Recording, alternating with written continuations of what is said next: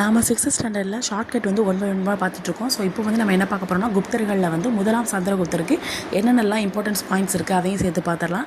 So first வந்து பார்த்தீங்க அப்படின்னா, இப்போ சந்திரன் இப்போ வந்து இந்த 19 வயசுலேருந்து 35 வயசு வரைக்கும் இருக்கிற உமன்ஸ் வந்து என்ன பண்ணுவாங்க, அப்படியே சந்திரனை பார்த்துக்கிட்டே அப்படியே ஒரு மாதிரி அப்படியே லவ் ஃபீலில் இருப்பாங்க. ஸோ இப்போ 19 வயசு 35 வயசு ஓகேங்களா. ஸோ இதான் அந்த வருஷம்.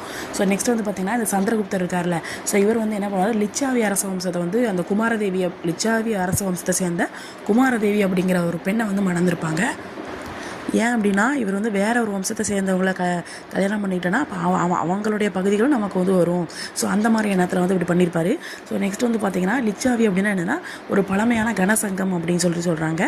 ஸோ நெக்ஸ்ட் வந்து பார்த்தீங்கன்னா, இது வந்து கங்கைக்கும் நேபாளத்துக்கும் இடையில உள்ள பகுதியை வந்து இது என்ன பண்ணாங்க, ஆட்சி செஞ்சுட்டு வந்தாங்க. ஸோ நெக்ஸ்ட் வந்து பார்த்தீங்க அப்படின்னா, இப்போது இந்த சமுத்திரகுப்தரை பற்றி பார்க்க போகிறோம். ஸோ சமுத்திரகுப்தருக்கு சொல்லி பார்த்தீங்க அப்படின்னா, நெக்ஸ்ட் வந்து இவங்களுடைய காலம் சொல்லி பார்த்தீங்க அப்படின்னா சமுத்திரம். இப்போ வந்து நம்ம சந்திரனை பார்க்குறது வந்து 19லேருந்து 35. அப்போ 35 வயசுல கல்யாணம் ஆகிடுச்சுன்னா அதுக்கப்புறம் எந்த பகுதியை பார்ப்போம், சமுத்திரத்தை கடலை பார்த்துட்டு ஐயோ வாழ்க்கை போச்சேன்னு நினைப்போம். அப்போ 35 வயசுலேருந்து 75 வரைக்கும் வரும், 70 வரைக்கும் வரும். ஆனால் ஒவ்வொரு புக்லேயும் ஒவ்வொரு மாதிரி போட்டிருக்காங்க ஓகேங்களா. ஸோ 380 ஓகேங்களா. ஸோ நெக்ஸ்ட் வந்து பார்த்திங்க அப்படின்னா,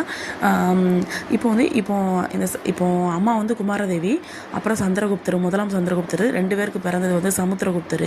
ஸோ சமுத்திரகுப்தர் இவங்க தான் பேபி. ஸோ ஆனால் இந்த சந்திரகுப்தருக்கு வந்து இன்னொரு மனைவி இருந்தால் தான் சொல்லுவாங்க ஓகேங்களா. ஸோ இப்போ இந்த சமுத்திரகுப்தர் இருக்கார்ல, இவர் வந்து போர் தளபதியாக இருந்திருப்பார், தலை சிறந்தவராக இருந்திருப்பார் ஓகேங்களா, தலை சிறந்த மன்னராக வந்து இருந்திருப்பார். நெக்ஸ்ட் வந்து இந்த சமுத்திரகுப்தருக்கு அவைக்கல புலவராக இருக்கிறது யாருன்னா ஹரிசேனர் ஓகேங்களா.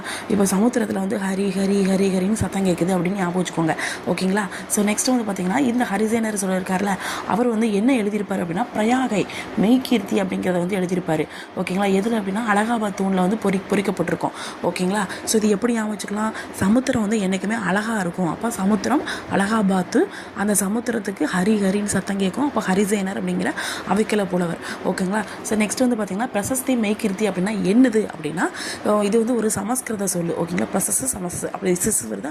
ஸோ அப்படி ஞாபகம் வச்சுக்கோங்க. அதாவது வந்து ஒருத்தங்களை பற்றி பாராட்டி புகழ்றது, அதாவது அவைக்கல புலவர் இருப்பாங்களே, ஸோ அவங்க வந்து என்ன பண்ணுவாங்க அப்படின்னா, மன்னரை வந்து புகழ்ந்து பாடுவாங்க. ஸோ அதான் என்னது பிரசஸ்தி.